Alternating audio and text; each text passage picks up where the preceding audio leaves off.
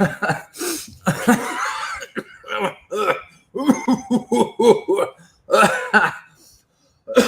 on, let me mute it. It's gone all a bit Simon Webb.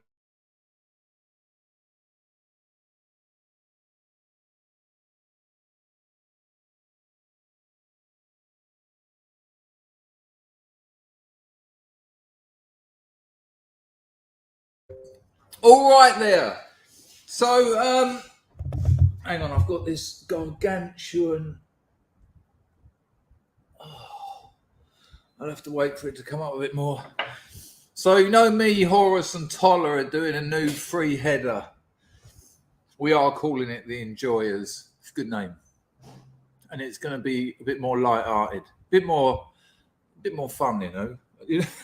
I told you the other day that someone had a go at Toller for entertaining his audience. Excuse me. There's a lot of absolutely wonderful people on the dissident right who just want the world in a different way. You know, that's what politics is, isn't it? It's a way of it's a way of pulling 6 meters of LSD air out your mouth. It's a way of communicating about wanting change and looking at issues and problems and understanding where things might end up if you don't nip them in the bud, or etc. etc. But there's some absolute twats as well. I can't imagine having a go at someone about that in public. I can't imagine in public. Why has that happened? I've got a lot of moaning to do tonight. I've got some. So the new computer, wonderful. It's still cool. Oh, actually, it's a little bit warm, but it has been on all day. I've been working all day. I've been writing. New Substack goes out tonight. The first bit of my novel ever to go public. It's only a small bit. It's worth checking out, though. Link in the description to my Substack, because at the end of it, I've linked. Well, I haven't done it yet, but I will do. I'll link you to. Does this sound like my usual microphone? I'm having all. I can sort that out myself, can't I? Settings, audio. Yes, it is. Yeah, good stuff. But I'll tell you what, let me just get a white page up there, because that blue is bluing me out like a beagle. There you go. Hi. I've really got to keep my glasses up, because when they're there, it's proper like, hello, I get a train. Vorpelanville says it sounds fine here. Well, it's weird, because that last computer I'd had for 5 years, and there's kind of an organic process when you get a computer, and you slowly get it all right. All your defaults are set, and so it gets to the point where you turn it on and you know what's happening. I cannot tell you how pissed I am at the moment with Microsoft. So I've written this novel in Word, right? I have got Scrivener, and I use Scrivener for my shorts and that. But because I didn't have Scrivener 5 years ago, I don't want to. I did try to put the novel into Scrivener, but I tried it for a few weeks. I just thought learning to use a new bit of software while trying to finish a novel is it's asking a bit too much. So I carried on with Word. So I get my new computer, and today I think, right, well, I suppose I better get my novel off of my old computer, and a few shorts, and this little teaser onto my new computer. Horace has just said step 1 complete. It's taken us 4 days to make a Telegram group. It's not one you can join. It's just so that me, him, and Toller can arrange streams. Not that you'd want to. I mean, very dry. The 3 of us, just lonely old men. Now, so I thought this will be easy enough. Just get the old USB stick, put it in the old computer, put the novel on it, put another version of the novel on it, because there's 2, and well, you can understand why you might have that sort of thing if you're writing a novel. I've got to get some grease off my glasses there. Did you see my penis then? I certainly felt it catch a whiff of air. I don't know if it's my nose or my beans. I have just put down some cornflakes. I'll be having a steak later. I haven't trained today. As soon as you get out of the habit, it's hard to get back into it. So after this, I certainly will be training. Come back here. Oh my days. So I put me novel and a few shorts and a few other bits and bobs that I'm working on onto me USB stick. Put that into my new computer. Open it. I thought, oh, there it is. So I'll just save that on this computer. No, can't do that anymore. So that's nice. You can't download it. It was weird. It says, no, you've got to open up your OneDrive. Well, I don't know what that is. What's that? Took me about 2 hours. Now, when you sat down to do some writing, and you've already had about 3 hours beforehand getting into the frame of mind to do some writing, 2 hours sorting out a OneDrive that I don't want. I don't want it. I don't need it. I don't need it. You know, Word files are so small. You know, it's like 700, 800 pages in Word. That's nothing. It's about 25 meg or something. And no, you've got to have a OneDrive. So after about 2 hours, yeah, there you go. Let me get this out early. I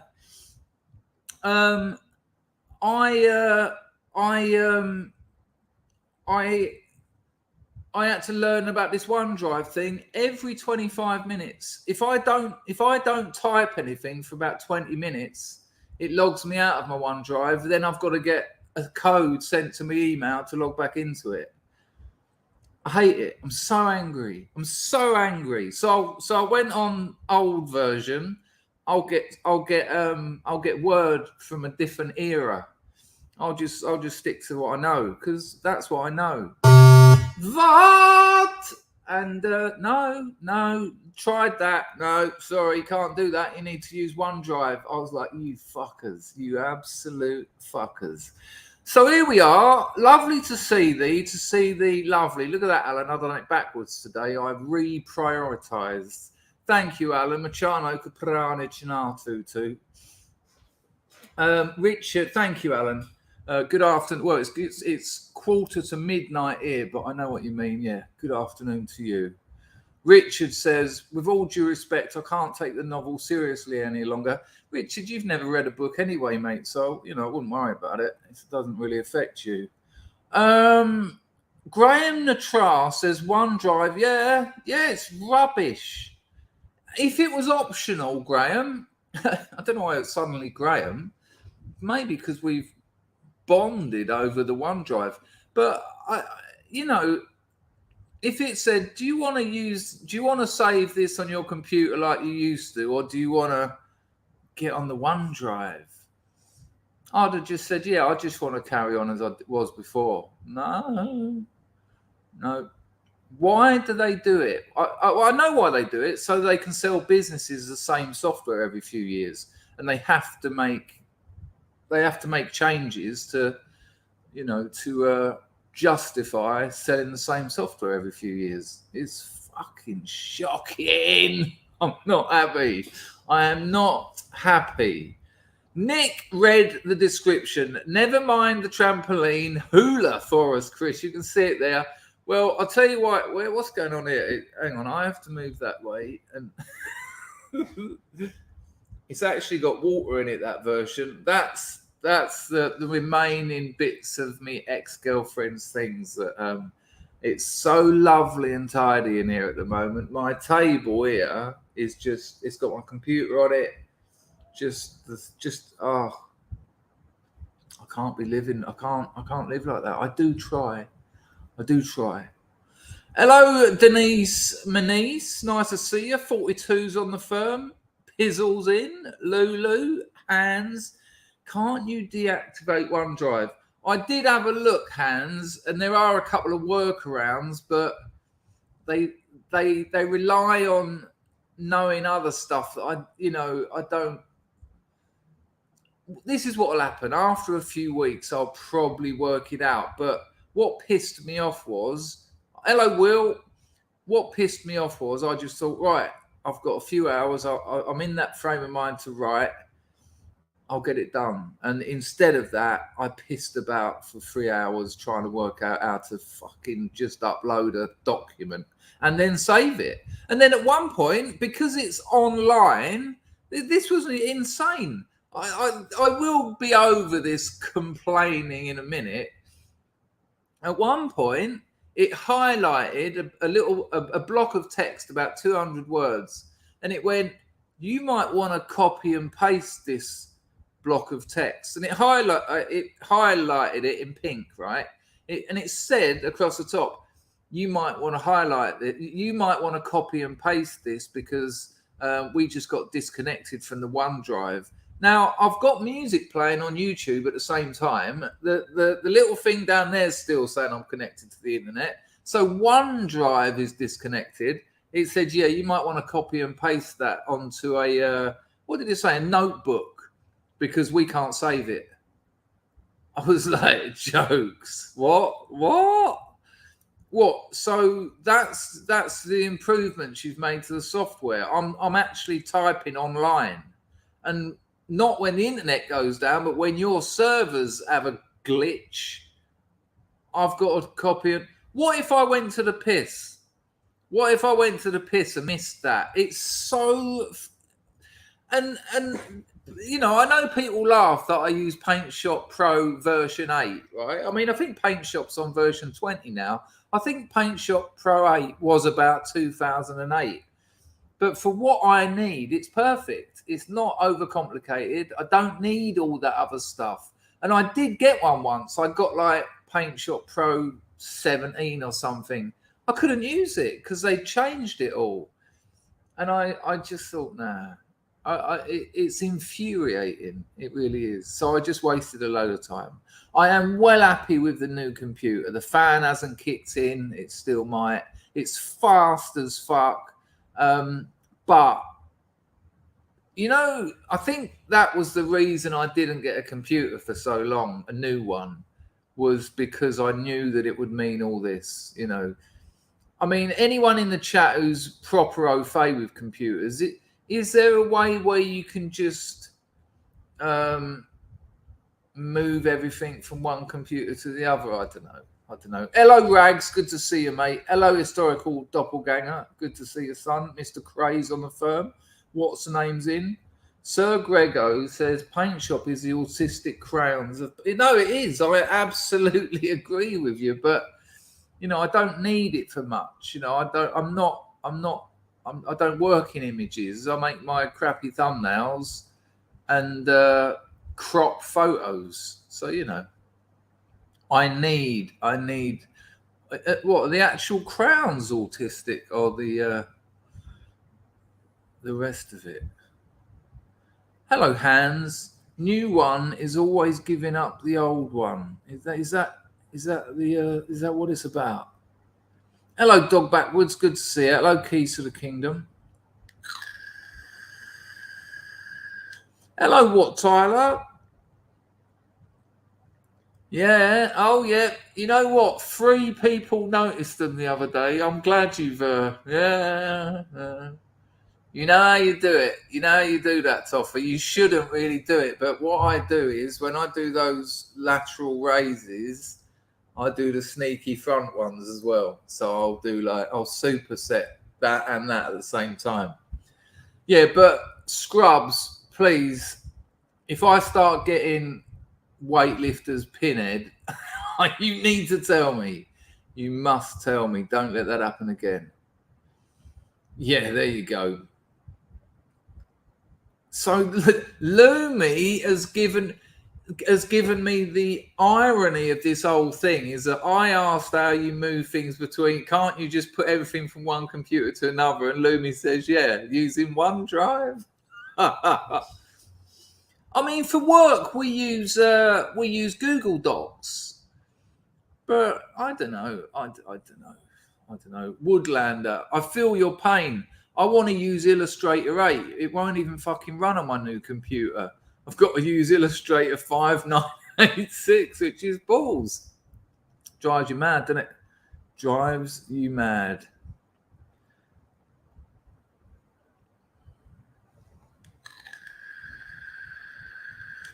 Don't neglect those rear delts. Oh no, I'll neglect my entire back.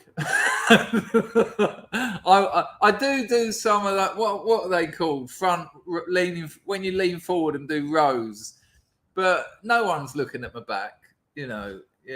It's only for birds, isn't it? And I don't do any of that back work. No legs. I do a little bit, and no, I'm lying. I don't do any legs.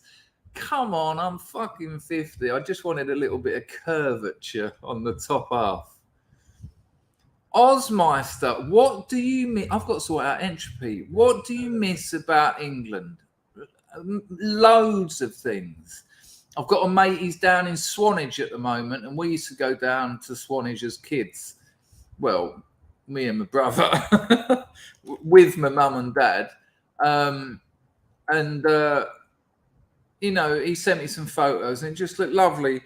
I miss talking to English people. You know, one of the lovely things for me about this stream is nice one, Rags, for dropping that entropy in there. Not one of the nice things about this stream is I get to talk in English. You know, it's quite a difficult thing when you're struggling to talk to people all the time, and a lot of the English people out there are wankers. I met this. I won't tell you actually because I used it in this little bit of this novel that I'm gonna. It's quite exciting, isn't it? A little teaser of the novel. It's very exciting. It's a bit of dialogue mainly, which is weird. Hello, La. Good to see you, La. Hello, Baz. I do not miss the rain. No, I hate the English weather. I hate that when it comes at your side of your face and it burns it. It's awful. No, one of the things I know it wasn't the question. In fact, it was the opposite of this question. But one of the things I love about this country is the weather. You know, it's just nice and warm all the time. And that changes so much. Not just because it's warm, but it can make me quite miserable, all that darkness and all that. It can actually affect me mentally. You know, when it starts getting towards the end of August and September, every year when I was in England, I'd be a little bit like, oh, here we go. What's this? 5-6 months of this now. You know, getting dark at like 4 o'clock. Oh, and all that cold. No. I'm too old for all that. I'm too old for all that.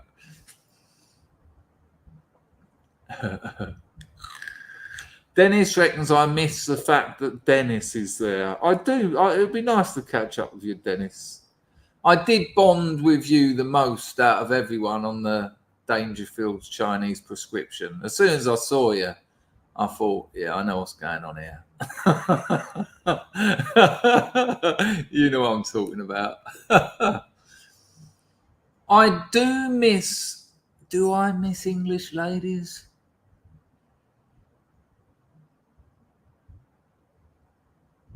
Don't know if I do, Pizzle. I mean, I've just left a relationship, so I'm not really missing ladies at the moment. I'm kind of, you know, back into life. It'd be nice to see my mother. You know, she's offline at the moment, so I can't Skype her. That's a bit of a shame. Will Martin says, don't you miss the miserable bastards everywhere? See, that's another thing out here. They're not like that. They're just not. Hello, Martin. Good to see you. Hello, SUBSTACK.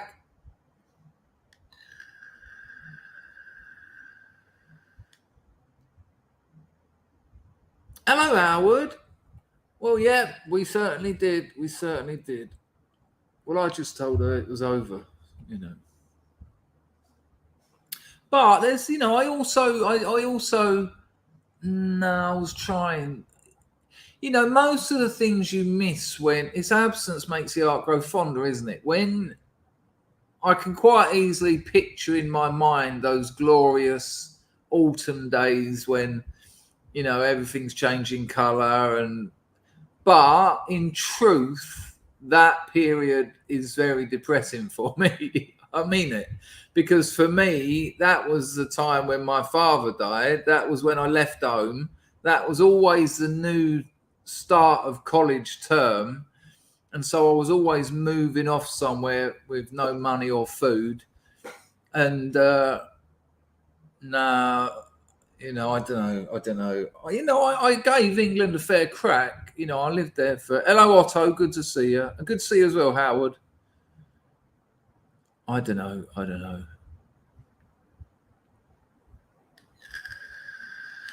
Otto says, I'm done with Asian women, cold-hearted demons. Well, all of them?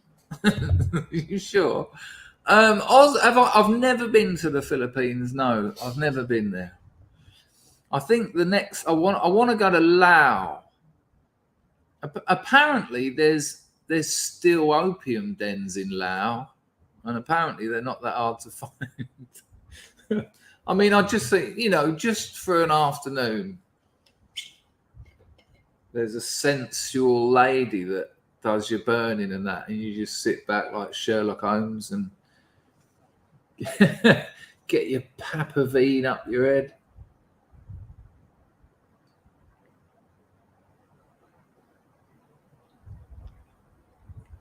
Dr. Climate Abortion says, I can only tolerate my girlfriend 3 days a week. The other 4 days she has to fuck off down her end. Well, I thought that I could cope with that kind of thing as well. But once she started talking about children, I realised that that wasn't going to happen. And that's why, you know. I'll tell you what. I tell you what. Wasn't yesterday's stream ridiculous? I know it was really unpleasant as well, but I've left it up. It's a bit dodge leaving it up. But if you didn't watch yesterday's stream, I do recommend it. Don't eat though. But it was quite the stream. Zen Maverick used to live with a load of Filipinas in Hong Kong. How interesting. Steve Cray's getting the food on for the kids. Bear with me. What are the kids having, Steve? What are you making for them today? It was too much. Pizzle wishes he could see his girlfriend a lot more. Yeah, you know, we're different strokes for different blokes. Woodlander's still slightly nauseated. I must admit, as I was talking about it then, I felt that slight sort of discomfort in the bottom of my intestine. But I mean, let's we won't get into it again. I say, as I'm about to get into it again, but it was almost the ludicrous. It was so ludicrous as an idea, as a editorial or whatever it was, that I think it kind of disguised itself, because as much as we laughed at how preposterous it was, it still was what it was. It was actually saying that, you know, smell your plop, bigot. I mean, who gets home after that day at work and feels good about themselves? Sits down. I mean, it's worrying, isn't it? And as I said yesterday, that must have gone through an editor, a producer. You know, that's not a blog. That's an actual website. It's like you know, it's a platform. It's a publication, and so that, you know, that those things need funding. People have to advertise on those platforms to keep the money coming in. That got signed off and checked off by, I'd say, at least half a dozen people. Imagine getting home and you know, your missus or even your kids. And what do you do at work today? And you go, well, very important essay, very important essay. You know, people don't understand that trans people's genitals smell of shit, and you know, they should really smell their own shit a bit more so that they can understand a bit more. I mean, that's as far as I'm going into it. If you didn't see it, go and watch it, because it really is life on a razor's edge, culture on a razor's edge. I mean, let's look at the logical progression of that. Well, you know, there's people in wheelchairs, they can't walk. So I think you should probably tie your legs up or get some kind of nerve blockers injected into your legs so they don't work, so you can see what it's like to be disabled for a few months. Or, you know, maybe have some kind of enforced chemical coma where you're just barely there, because there's a lot of people out there with cerebral palsy, and if you don't know what that's like, how can you call yourself an ally? You know, you should be out there dribbling and needing people to help you. This, you know, there's a legitimation crisis, and it's been going on for fucking decades. This whole representation thing is just berserk. Like, what, you know, we were talking about this 6 years ago, when you've got students saying, well, you know, I'm the only what was it? There was some bloke. What's that place? Oh, they look like Maoris, but they're not. What, I think it begins with T. There's a lot of transsexuals in that culture. Can anyone remember who I'm talking about? But when students started saying, hello, the waffler, they're saying, you know, there's none of my teachers look like me. So, Tongans, absolutely that. Yep, that's it. Yeah. There was a Tongan student, and he said, you know, I'm at university and none of my tutors look like me. There's no Tongan tutors here. So? So what? So what? I mean, what does that matter? And you know, that's so entitled. It's so entitled, because you can keep moving that. You know, well, you know, I'm 6'2", and most of my tutors, they're like 5'4", 5'6". No one's as tall as me at my uni, and you know, that's not good enough. What you end up with is people teaching themselves. What you end up with is people having one tutor per person. And if that's the case, why did you travel to another country to go to university in the first place? You know, if you're Hawaiian and you went to university in England and you started getting up and say, well, there's no Hawaiian tutors at my English university. Well, fuck off back to Hawaii then.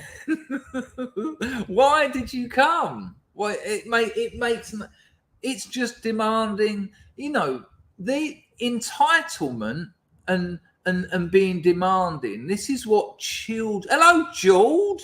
Jord is so on the firm.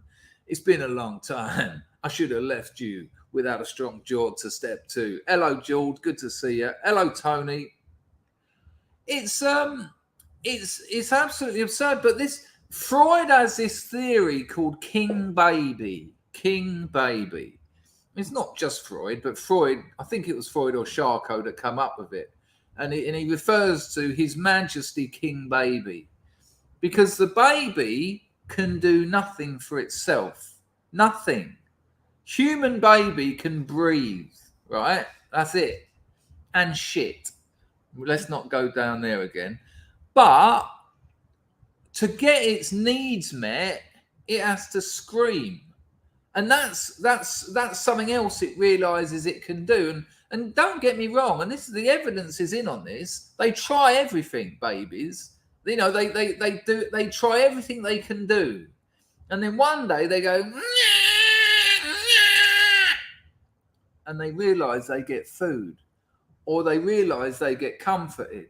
They get their needs met by making demands and being entitled. Now, a baby is entitled because you made it, fucking feed it or it dies. And a baby is entitled to love, affection, and food. But that's what's really embarrassing about the left and this whole culture of entitlement and demands. You know, students making demands. It's like, no, you're a student. You're here to learn from people who've got more life experience than you, more experience in the subject that you're here to learn. Stop telling them how to teach you. Why don't you fucking listen? And that's because they're emotionally, intellectually, and socially immature. They're king babies. They're still His Majesty king baby. They just think if they stamp their feet up and down enough and throw their fucking toys out of the pram, they'll get what they want. Now, you go back 50 years, that doesn't happen. You go back to Oxford in the 1970s and you start causing those kind, causing that sort of trouble, they'd just tell you to fuck off. But then you weren't students. Then they became clients. Now they're clients, and that's suddenly different because client is a posh word for customer, and customers are always right. So when students start saying, yeah, we need a safe space for the African Americans because white people are horrible, they get it. They get that. They get it. They actually get it because the university doesn't want to lose the business. I mean, what's his name? I haven't seen any content for him for ages. He came on my channel once and I went on his. Benjamin, someone will know him. He went to that absolute shit show. I think, what was his name? Benjamin, someone will know. What was that university where it went absolutely mad?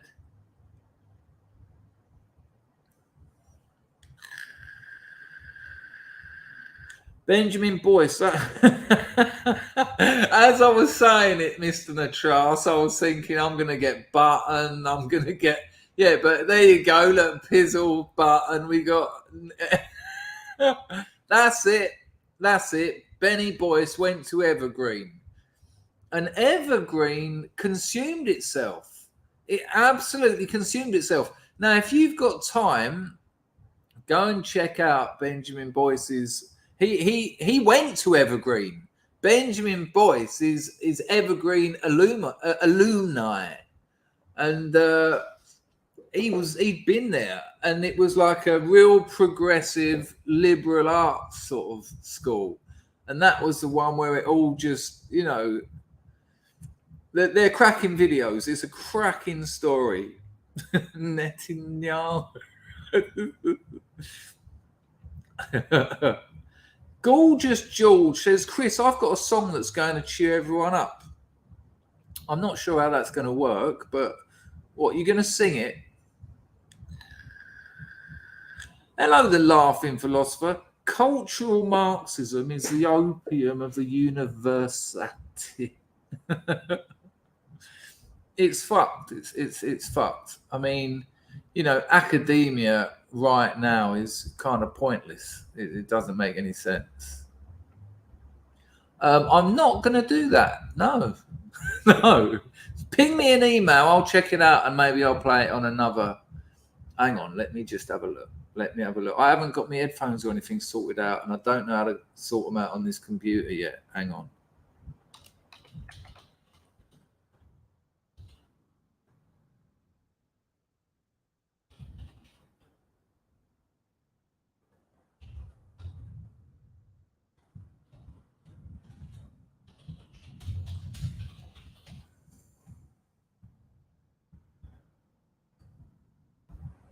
Yeah, unfortunately, it's copyright to right tempo, so I'll just get screwed.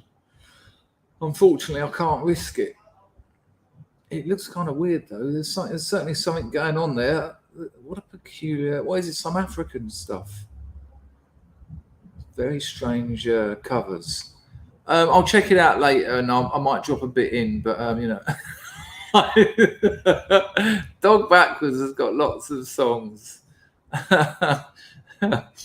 Yeah, academia's kind of finished, hasn't it? Because the whole peer-reviewed thing has once the left dominated academia. What does peer review mean? It lost its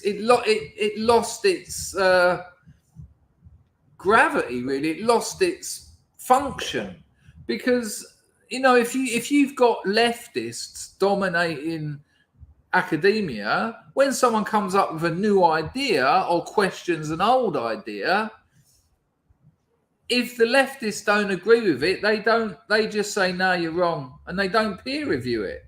So it gets removed from academia. Academia and thought have become two distinct things. What a peculiar thing to happen. Because academia is meant to be institutions of thought. And yet they've those what once should have been infinite parallel lines sort of deviated. they deviated somewhere en route. It's peculiar, isn't it?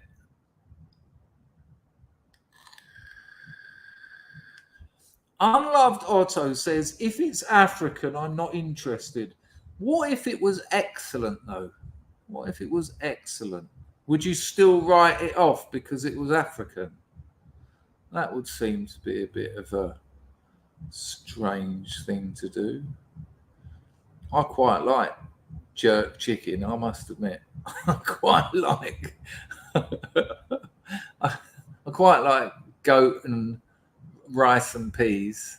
Hello, Ludwig.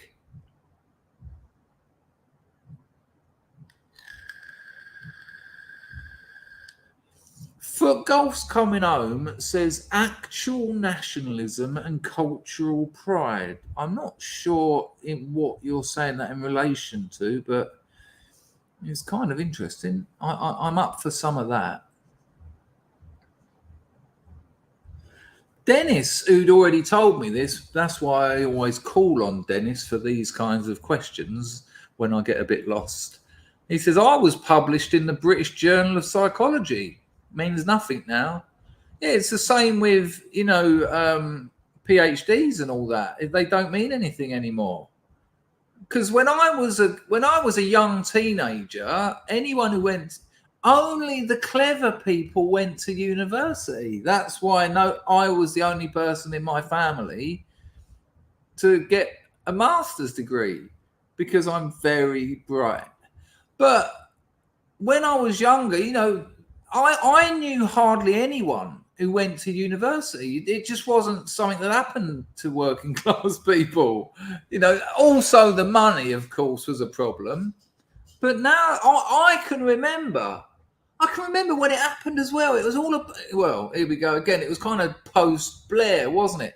I can remember in like the early 90s, sort of being out in a boozer in Soho or something, and chatting to a couple of very stupid women. And I mean that, girls, like, 21, 22 years old. And they were dumb. I can picture them now because I fucked one. But they weren't too clever. And I remember saying, so what do you two do? Thinking they were going to say, we work for some advertising company, Runners or something. And they were like, oh, no, we're at university. And I remember thinking, what, studying what? What, addition or something? What are you... and yes, they were both doing liberal arts courses. It was like, sociology, one of them. Oh, let me tell you a shocking story. So I think I've told you this before, but this is going back years now, about Must have been about 6 years, 5 years. No, God, I've been out here. So how old is this channel? It must have been about 7 or 8. But I had this channel, right? And I remember I just finished with that Vietnamese bird, and I was in the boozer, and I just thought, I just want to fuck. I just want to fuck anything. Just want to fuck someone else today. And I got talking to this girl, and I remember she wasn't very nice looking, and she was so boring as well. And it was weird because I was so horny and I was so up for just a change of vaginal scene, so to speak. She actually talked me out of it by being dull and unimpressive in every way possible. Massive canzo, which kind of, that will carry quite a lot of other negative attributes. I think that's fair enough to say. Anyway, I came on this stream a couple of days afterwards, and I told the story. I said, "Oh, fuck me, man. I was in the French house the other night, and I got talking to this bird, and she was so boring." And I told the story. And about 2 hours later, I got a text message from her. "Oh, I don't remember giving her my phone number. Oh, I didn't remember telling her I had a YouTube channel and sending her a link." And she watched it. And I went and watched it back. And I went on for about 20 minutes talking about how boring and uninterested I was. Basically, what I just told you lot. How she was so dull, she talked me out of having sex with her. And I thought, how am I going to get out of this? How am I going to get out of this without hurting her? And I thought I'd go for the look, it's just a stream, and I tend to exaggerate a bit. I take something from real life, and I thought, no. I thought, don't fuck her over twice. I really should have done that. A bit of discretion is sometimes better. Because I said to her, look, I thought you were really boring. I thought she deserved the truth. I thought the least you can do after just trying to bed her the other night, the least you can do is be honest with her. And I was saying to her, look, it doesn't mean you are dull. It doesn't mean you are simple and tedious and that I was trying to get away from you. It just means that you weren't for me, because different people, get on with different people. She started crying. She started on the phone. She started crying. And I was like, are you crying? And she was like, no one likes me. Everyone. I was thinking, oh, fucking hell. And then I was literally about to say, look, let's meet up tonight. Let's go out. But I didn't. I didn't. I never heard from her again. It used to be the top 5% that went to university. Wow. Now it's the bottom 50%.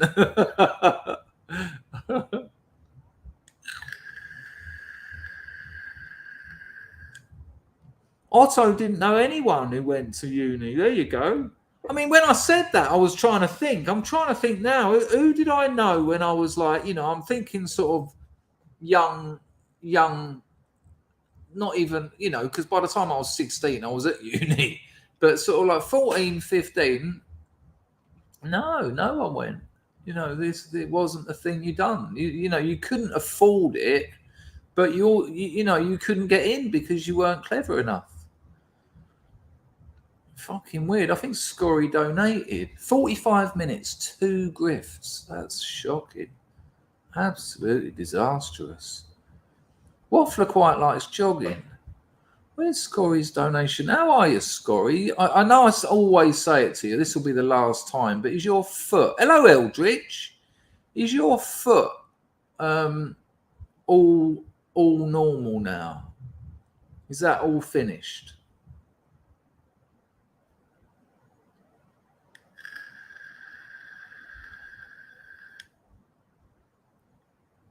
I'm sure it did.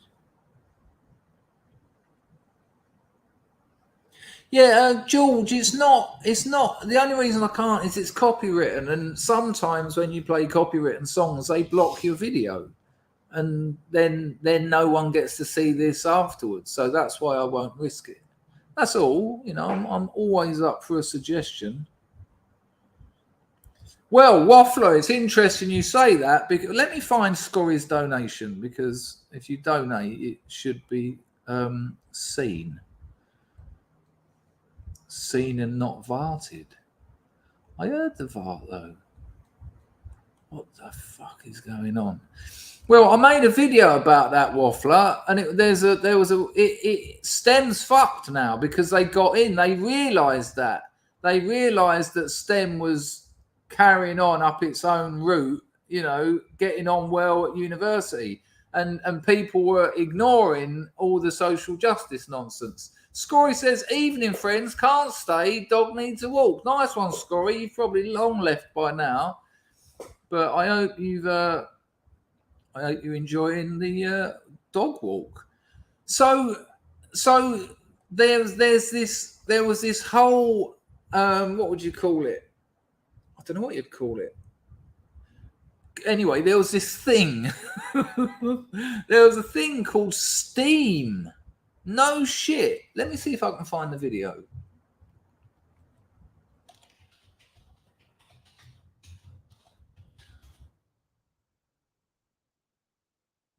Maybe I deleted it. Maybe it got deleted. Hang on.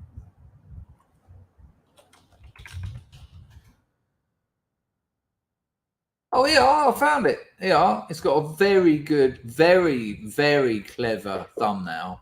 Have a look at the thumbnail. Very clever. A great bit of design. Have a look at that. See what I've done there? See what I've done with the old hammer and... Oh, wait! With the old hammer and sickle. Just up there, look. So Steam was a real thing. So check it out. We'll have a little look at it, shall we? And Waffler, you'll see the little trick they tried to pull. Oh, this wasn't that long ago, apparently. Well, let's have a look. Hang on. You can be quiet. You can start when you're told to. Right, I'll mute myself, people, because I haven't got my headphones in. Let's have a look at Steam. Cheeky bastards.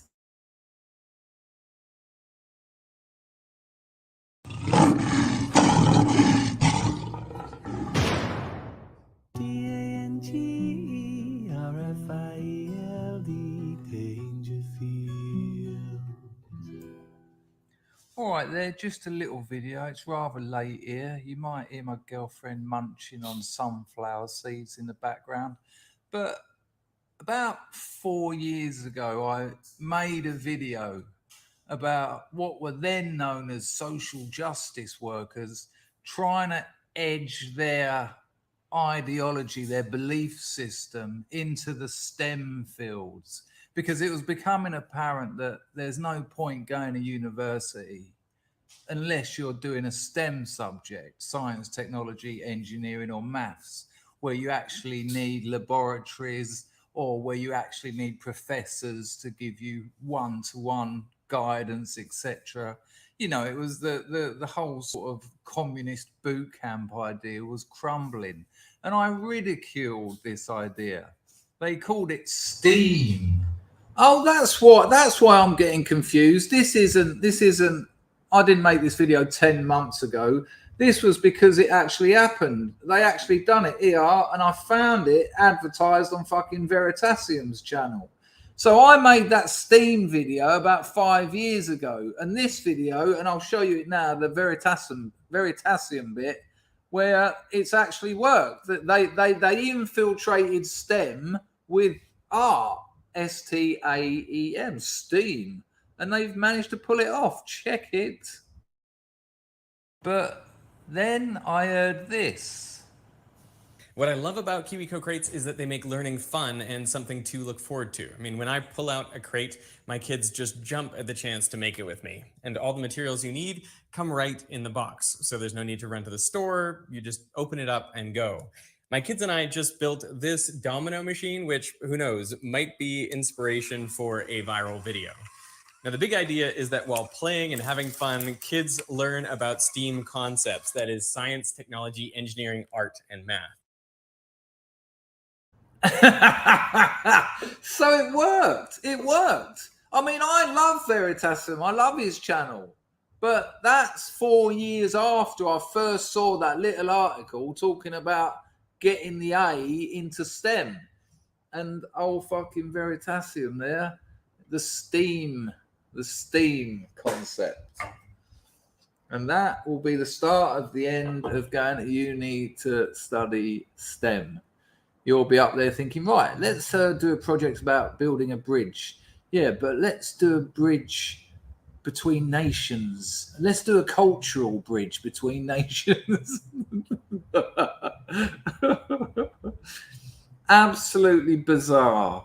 Absolutely bizarre. I don't know. I think I might have something else I wanted to show you. Hang on, let me just check my listoire. There was something hilarious. Yeah. You know, Matt Walsh. Right, so AOC had been on several news programs complaining about her, what did he call her? Her abuela. I think it's her grandmother. Is that Puerto Rican for grandmother or auntie or something? Her abuela. And showed pictures of her abuela's house. And it's just a rundown like shanty. And so Matt Walsh done a GoFundMe for AOC's abuela so that they could buy her, get her house done up. And they raised $100,000. Matt Walsh is quite a good troll. I mean, he's no Sam Hyde, but and GoFundMe, they turned it down. They said no. And here's the weird thing, and this is what Matt Walsh said. He said they raised that money for, and he put the name of AOC's abuela. But when he got the email from GoFundMe, they didn't say that Mrs. blah, blah, blah, AOC's abuela. They didn't say that she'd complained. They didn't say that she didn't want the money. They said the family of Mrs. blah, blah, blah have said they don't want this fundraiser. How weird is that? I mean, that's just partisan nonsense, isn't it? Because there's absolute. Imagine this. Imagine if you had a family member who was a leftard, right? And they wanted to go to university to study fucking critical race theory. No, I can't afford it. I was wondering if we could do a GoFundMe. And someone set up a GoFundMe for them to pay for their fucking doctorate in CRT. But you're not a leftard. And so you then write to GoFundMe and say, yeah, I, as a family member of this person, we're not accepting those donations. What, a GoFundMe then going to say, yeah, no, sorry, you can't have that money because one of your family members said no. It doesn't make any sense. Let's have a little look at it. Out of all the headlines. Let's have a little look because it is actually rather amusing. But no, they're never going to do that the other way round. No way can a family member decide on your behalf that you ain't getting some money. Oh, have a look at this. Matt Walsh trolling AOC.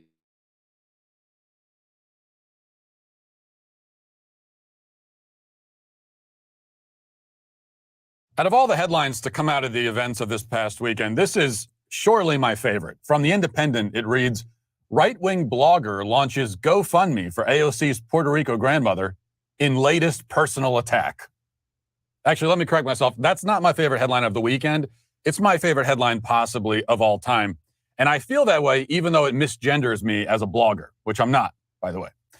Not anymore. Now, those who missed the show on Friday and made the good and healthy decision to avoid the internet over the weekend are no doubt extremely confused right now. So let me back up and explain this story from the beginning, and then I'll talk about the lessons that we can learn now that the saga has reached its dramatic conclusion. So it began last week when Congresswoman Alexandria Ocasio-Cortez tweeted out photographs of her grandmother's dilapidated home in Puerto Rico.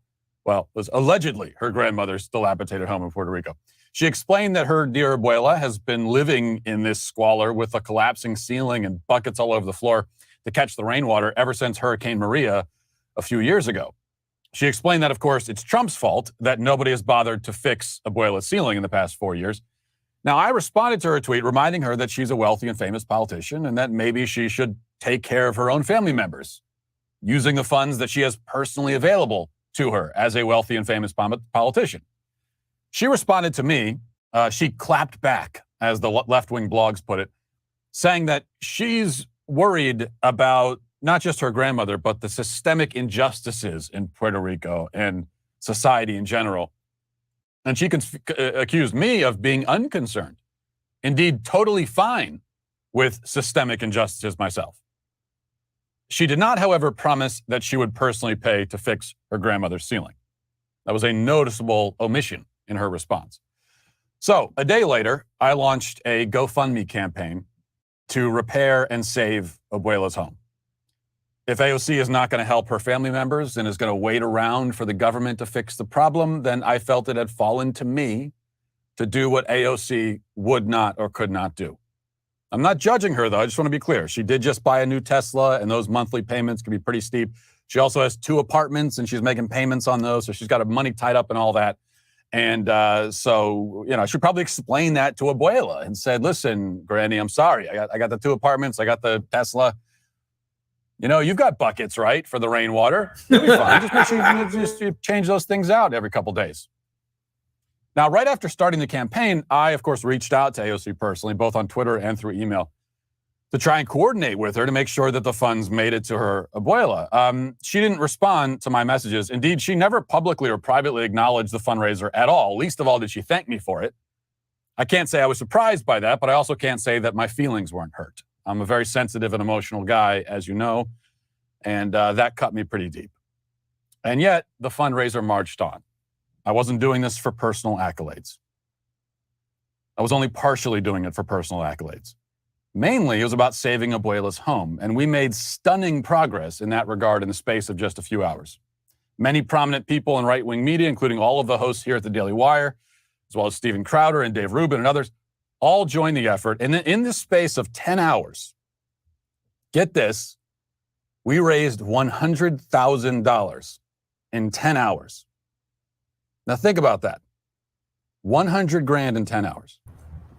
AOC. It's so good. It's so good to do it. I can't remember whether it's in this stream, but he actually shows you photos of this Abuela's house, and the ceiling is fallen in. AOC is fucking minted. She's absolutely minted. But there's buckets collecting water and everything, and they would not let her have the money. It's so good. I've got a lot of time for Matt Walsh. Now, is talking about trans issues in 2022 very original? No, we were doing it 5 years ago, but he's got over 1 million subscribers, and that's why it's relevant. That's why we done the important work, and now it's all of us in all our little spaces. It all moved up, and now it's mainstream. Thank fuck for that. He couldn't apparently raise any money for her abuela in 4 years.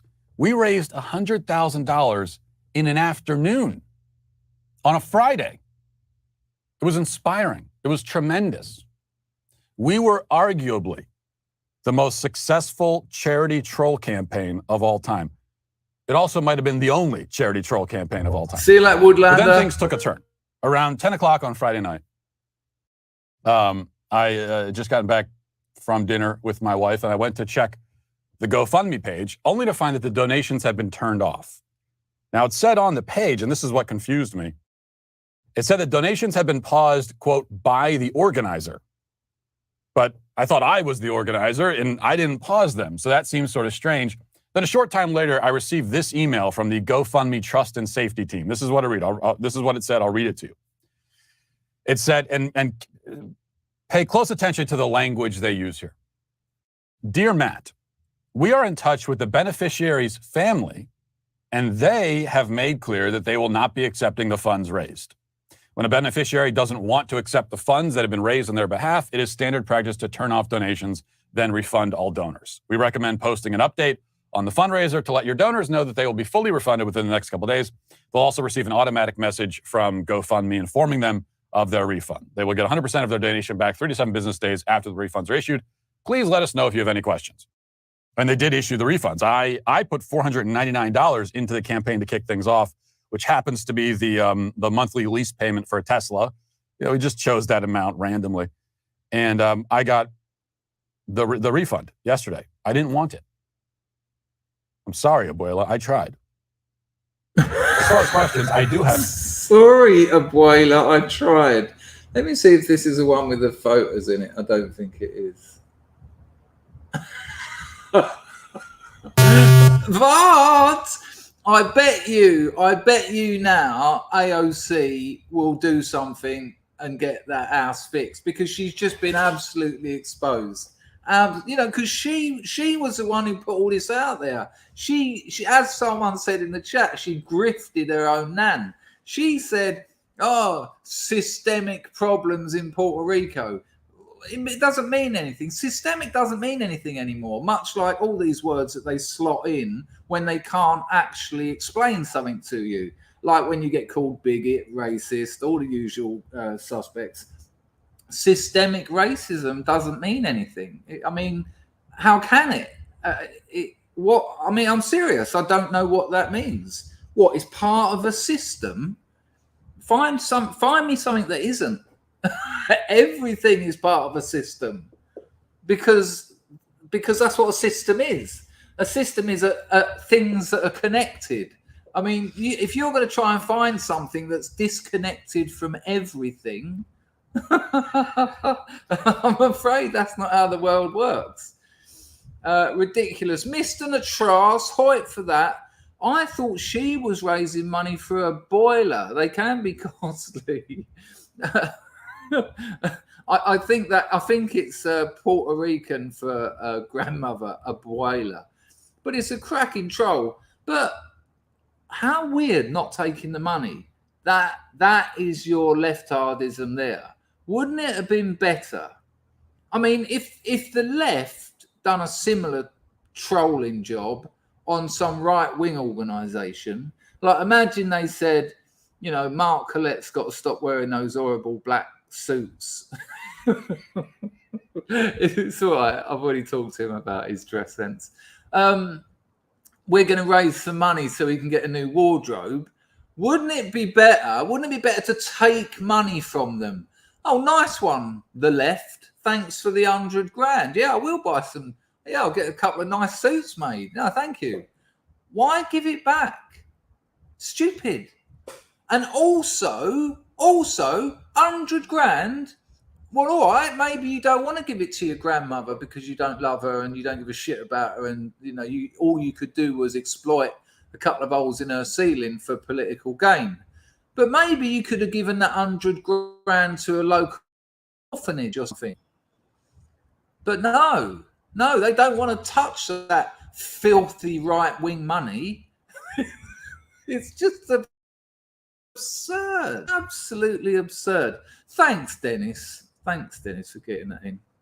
Hello, Sensen. Was checking out you last night. I think it was last night. I was watching that.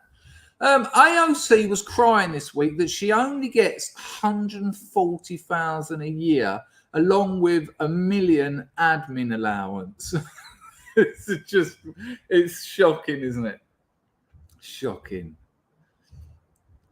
And Trump lost money by being president, and yet he's the evil, money-hungry fascist.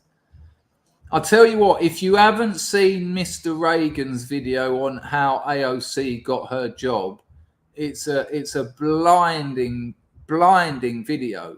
They auditioned people. What are they called? I think it's the Social Democrats or the I think it is the Social Democrats. Someone might be able to correct me in the chat, but they auditioned. That's why she went from a waitress to a congresswoman, because they auditioned. They found someone, they taught her what to say, and they put her in place. They've done it with a few others as well.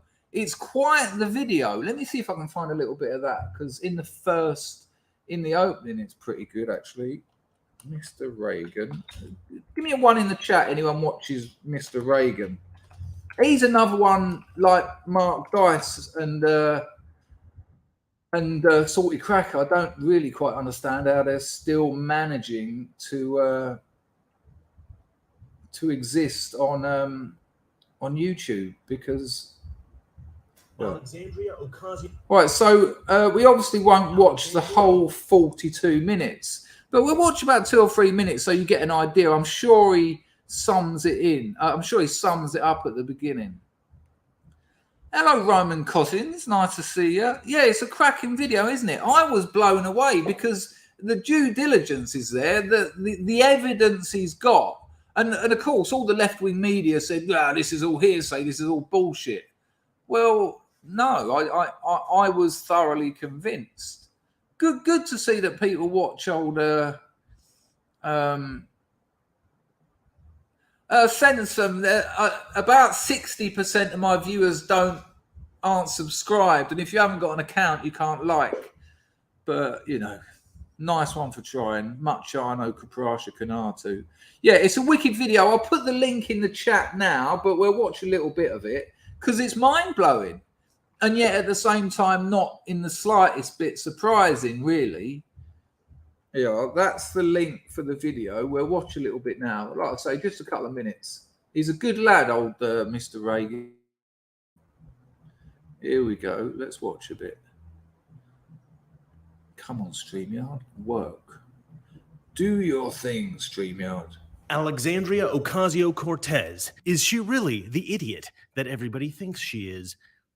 Yes, she is. Mr. Reagan. There's a lot of people more concerned about being precisely, factually, and semantically correct than about being morally right. In this video, I'd like to analyze Alexandria's psychology and explain why I think she believes and acts in the bizarre way that she does. Before I get into that, however, I'd like to go through some of Alexandria's crazier ideas. Alexandria wants to abolish ICE. She's on board the impeached. Oh, we're going to get properly lost in loads of other stuff. I don't actually think this is the video that I wanted. Where's... Oh, it's this one. It's this one. The brains behind. It's this one. And I'll tell you what, all the young Turks... that's right. Ah, so that's what you were talking about. Who said it? Someone called it. Someone called it in the chat. Someone said the Young Turks fund it. Yeah, the Young Turks. That's it. Good call. It's well done. What's her name? It's the Justice Democrats. She was working as a waitress in a cocktail bar. So we are. This is a video I was meant to be showing you. It's called The Brains Behind AOC.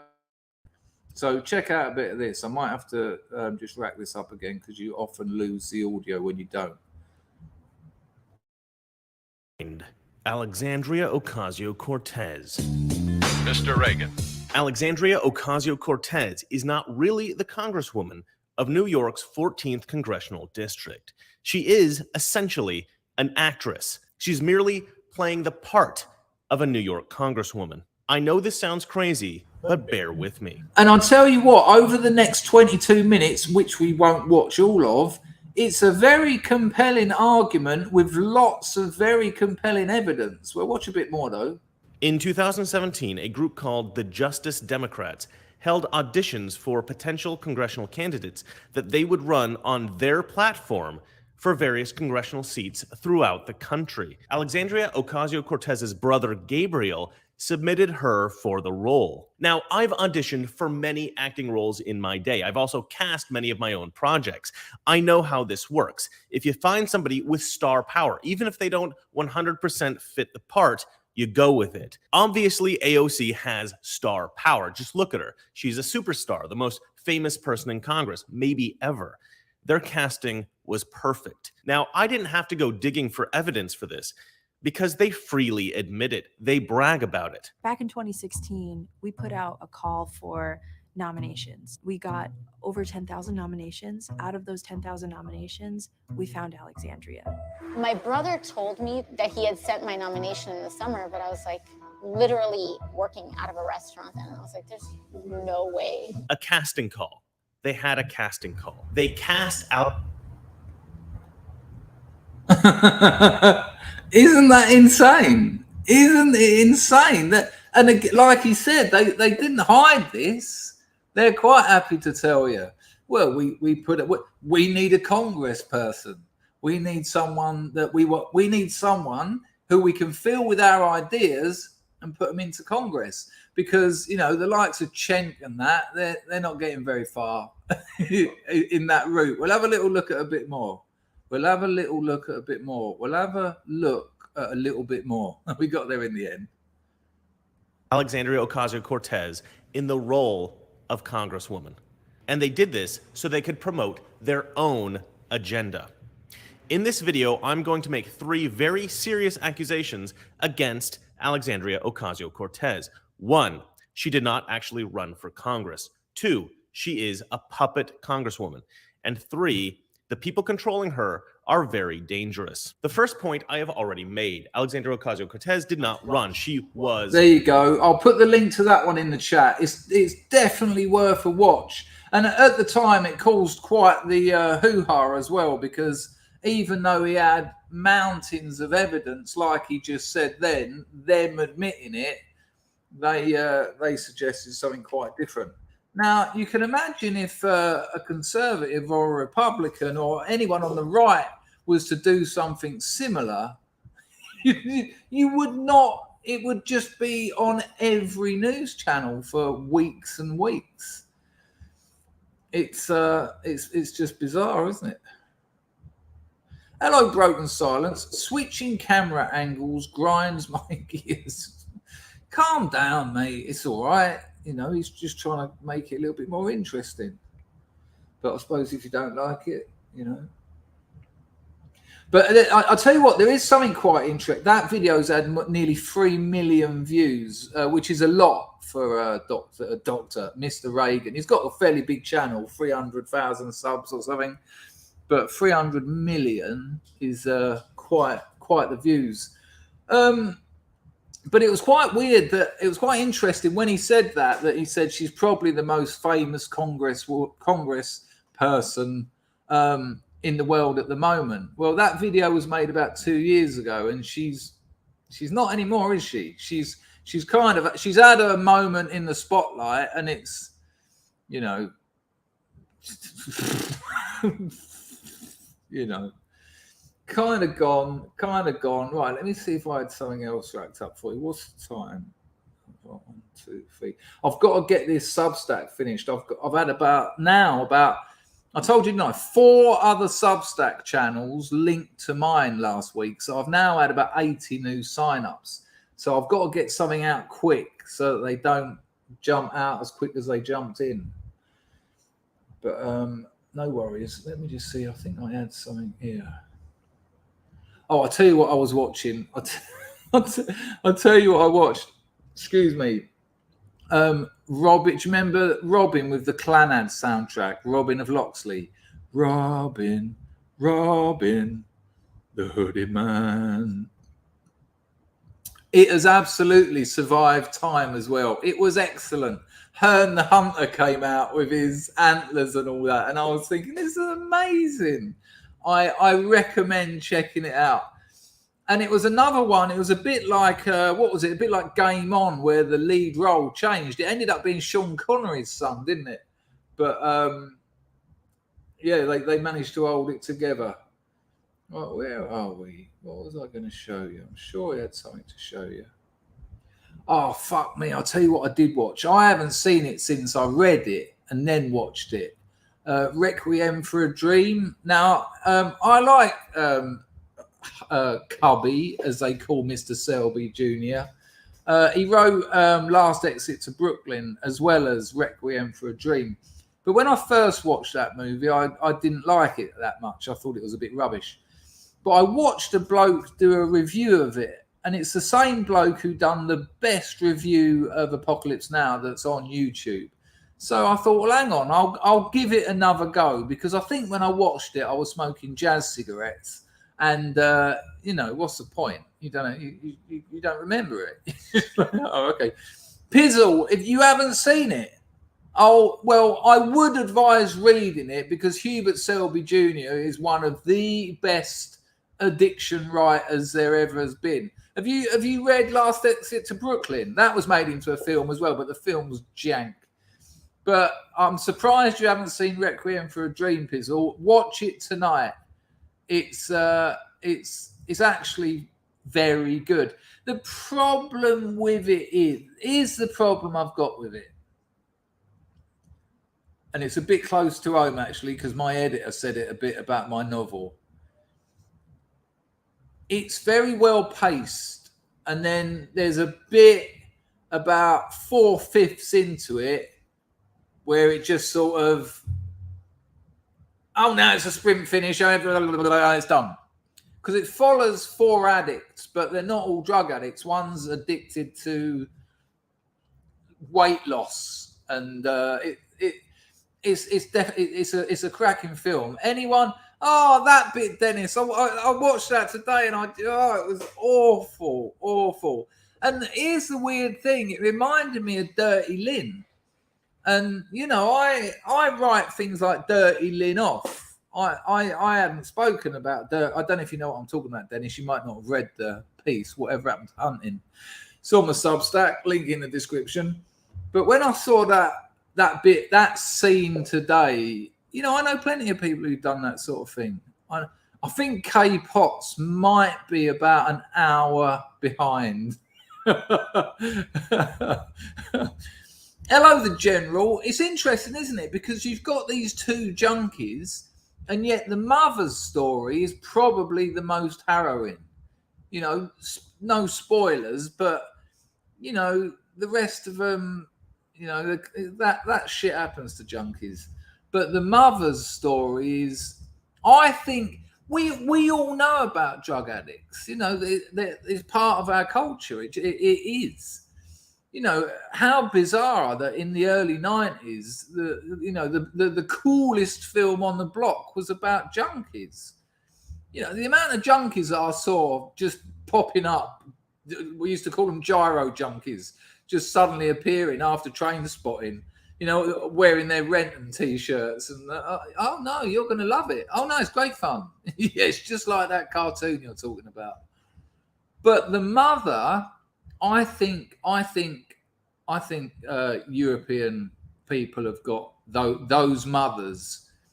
I reckon we're riddled with them. They're lost in a world of medication and loneliness and desperation. I kind of think her story is, as you say, harrowing, the most harrowing. Yeah, I have seen. Gizzy Erskine made me watch a Serbian film, and I just turned it off. I'm not really into that sort of movie, but it just felt like let's make the most disturbing film possible. Whereas The Human Centipede, I thought, was a work of comedy genius, but the Serbian film was just like, yeah, okay, I understand your point. Humans can imagine very vile things.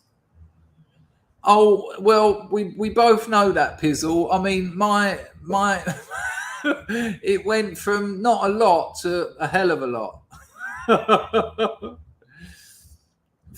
Very, very weird. Yeah, it's weird, isn't it, Will? It was weird. What a bunch of losers for a whole youth culture to admire. I mean, Begsby was just an arsehole. What a horrible person. Renton was just a junkie. Sick Boy was a pimp and a junkie. the young girl was a schoolgirl who took a junkie out. That happened to me, man. I went and had sex with this girl, and in the morning I woke up and I said, I'm just going to go and have a shower. And she was like, yeah, no problem. And I'm looking around the house for the shower. Her mum was there. I went, who are you? She went, I think the question is, who are you? Imagine it, I've got dreadlocks, naked. And I went, I won't say her name, actually. I said, I'm a friend. And she went, oh, how long have you been friends with so-and-so for? And I was like, I met her last night. Good gosh. But she wasn't a schoolgirl. In fairness, she was in sixth form. So does that get me off? Hello, Mrs. Me in it. Come on, Chris. The lovely Rags is going to stream. Play down your own end of the street. Mouse Cat is on it. Are you chucking me out of my own stream? Rags, what time are you streaming? Have you already set it up? Oh, fuck off. I haven't got a lot else less to say. Hello, the General. Have you seen Spun, the meth movie? No, but I'll check it out because I like that kind of things. Listen, if you like reading or you want to read my stories, get on my Substack. The link is in the description of this video. Rags, when does Rags' stream start? Look at that. I'm chucking out 131 people, so 5 people can watch Rags' stream. Awful. Shocking way of working.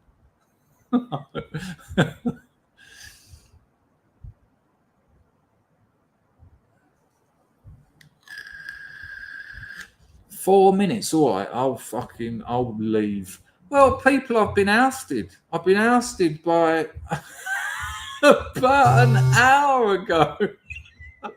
I must admit, I haven't seen him in the chat for a while. Rags is on at 7. So what's that? 3 minutes. Oh, God. Dr. Climate Abortion says, what's a Substack? Well, it's funny you ask, Dr. Climate Abortion, because it's a platform for mainly written works. And I've got 17 short stories on mine. The link's in the description. It's totally free. But the new one, my new Substack, is going out tonight. And it's the first teaser from my novel that's been 6 or 7 years in the writing. So that might be something you might want to check out. It's awful, isn't it, Baz? I don't know how I feel about it. I might not go. Just no. It's my internet. It's my internet as well. This is awful. Can you stop, please? How about we let the audience decide? How about that? 133 on the firm. 83 minutes in. The show starts in a minute. I've got gnat bites all over my legs. No, I'm only fucking throwing bollocks at you, Lumi. I'm happy to drop out. I've got to get this bit of writing done anyway. Mega Cropper says, do another hour for the grift. The grift has been terrible, Mega Cropper, to be honest with you. So, just Sean, keep chugging on. Bakar, go join. He might have you on. You can carry on then. Fuck off. I'm not guesting it. I'm going to put my legs up. I'm going to watch a movie. I'm going to get this bit of writing done. I know. Can you believe it? I'm getting fucking Trotsky'd up. This is Gorky Park all over again. Right, hang on. Give us a second. If I've been told. I haven't got a lot to offer, to be honest with you. Oh, I haven't even got it on here because it's my new computer. Give us a couple of seconds. The cheek of it. The absolute cheek of it. But the truth is, I am a bit shattered. Listen, people, I'll see you tomorrow. You haven't kicked me. You haven't got that kind of power. Thank you, Mrs. Me in it. I think it's good that you stuck up for your husband. but I don't think it'll turn out like you think it will. I'm off ski. Take it easy, people. Here's some music. I'll see you tomorrow. Ta-ta. Shocking. Absolutely shocking.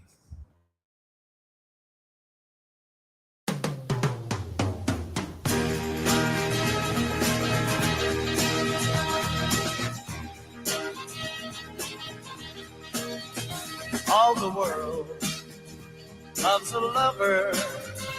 All the girls in every land are meant to know.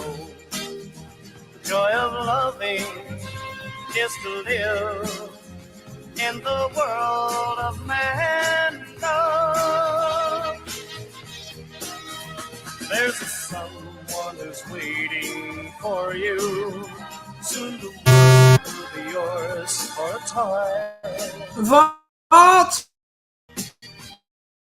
Music play, turn the day, darkness disappears. Cheers, Ludwig. The one you love is near, you're in mankind. All the world loves the lover. All the girls in every land are meant to know. Joy of loving is to live in the world of mankind. There's a place that is waiting for you, a world where the best in life is free, where time is always spring, happiness is king. Dreams you dream come true. No, Mrs. Me in it. No. You've made it very good. You're all right, love.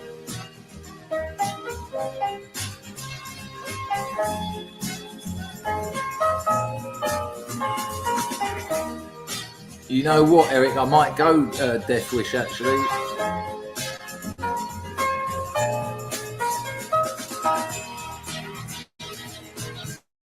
Dig the keychain. All the world loves a lover. All the girls in every land are meant to know. Joy of loving is to live in the world of mankind.